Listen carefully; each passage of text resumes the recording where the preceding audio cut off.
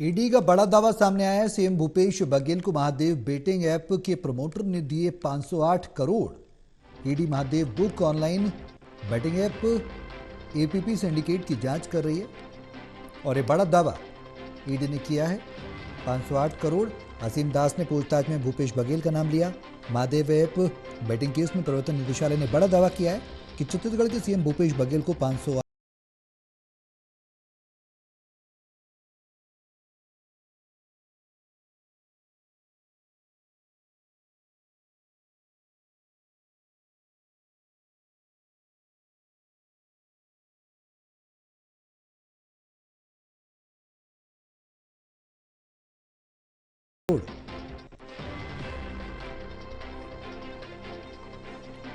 हमारे associate editor Pradeep Kumar ज्यादा जानकारी के लिए हमारे साथ फोन लाइन पर जुड़ गए हैं। सीधे उनका रुख करेंगे। प्रदीप जी, छत्तीसगढ़ के मुख्यमंत्री ईडी के डर पर सामने आ गए हैं। साफ तौर पर 508 करोड़ का उन पर दावा ठोका गया है कि उनको ऑनलाइन बेटिंग ऐप के जरिए करोड़ों रुपए दिए गए।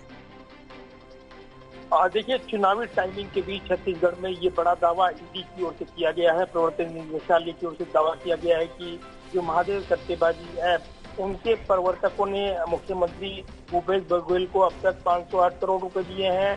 जांच जारी है। आधिकारिक बयान भी ईडी की ओर से सामने आया है। तो एक बड़ा आरोप, एक बड़ा दावा यहाँ पर ईडी की ओर से सामने आया है और ये निश्चित तौर पर ऐसे वक्त आया है जब चुनावी टाइमिंग है।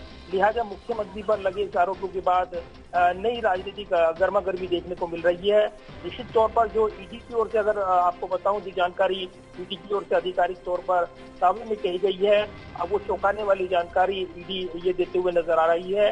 हालांकि ईडी की निष्पक्षता को लेकर लगातार विपक्ष सवाल उठाता रहा है और लगातार ईडी पर निशाना साधता रहा है। यहाँ ईडी की ओर से अगर इस दावे की बात करें तो जो ईडी का दावा है उससे ये कहा है कि प्रवर्तन निदेशालय को एक इनपुट प्राप्त हुआ।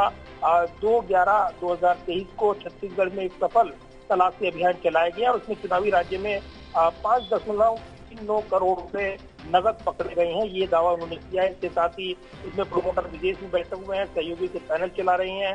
साथ ही 4 आरोपियों को गिरफ्तार किया गया है। 450 करोड़ रुपए अब तक बरामद हुए हैं, इनका ये दावा है। साथ ही जिन्हें ये जानकारी दी है कि असीम दास ने स्वीकार किया है, यानी जो प्रमोटर है, कि जब की गई धनराशि महादेव एपीपी प्रमोटरों द्वारा छत्तीसगढ़ राज्य के आगामी चुनाव खर्चे के लिए राजनेता बघेल को देने की व्यवस्था की गई। निश्चित इसको लेकर कर रही है कि ये ईडी ने है। ये एक बड़ा दावा हो जाता है ऐसे वक्त जब हम कहीं के चुनावी टाइमिंग है, आरोप प्रत्यारोप लग रहे हैं और इस बीच मुख्यमंत्री भूपेश बघेल पर एक बड़ा निशाना साधा गया। इससे पहले आज दिन में जो चर्चाएं रही हैं, कांग्रेस नेताओं की ओर से, खुद मुख्यमंत्री बघेल की ओर से सोशल मीडिया पर दावा किया गया, प्रमोद का खुलासा किया जाएगा और एक जो पेन ड्राइव है वो भी दिखाई गई। ये चर्चाएं चल रही थी। इस बीच ये शाम होते होते ये बड़ा दावा यहाँ पर ईडी की ओर से सामने आ गया। इस पर राजनीतिक घमासान छिड़ा हुआ है। मुख्यमंत्री बघेल की ओर से भी कहा गया है कि वो जो निशाना बनाए जा रही हैं, राजनीतिक वजह से निशाना बनाए जा रही हैं। इसके अलावा जांच होगी, कुछ इस तरह जांच कुछ नहीं निकलने वाला है और वो किसी भी तरह से डरने वाले नहीं है। इसके अलावा यहाँ पर जो जयराम रमेश है, कांग्रेस के महासचिव हैं, अभी मीडिया इंचार्ज हैं, वो जो महासचिव हैं, उन्होंने बयान जारी किया है और ये मोदी अस्त्र बताया है।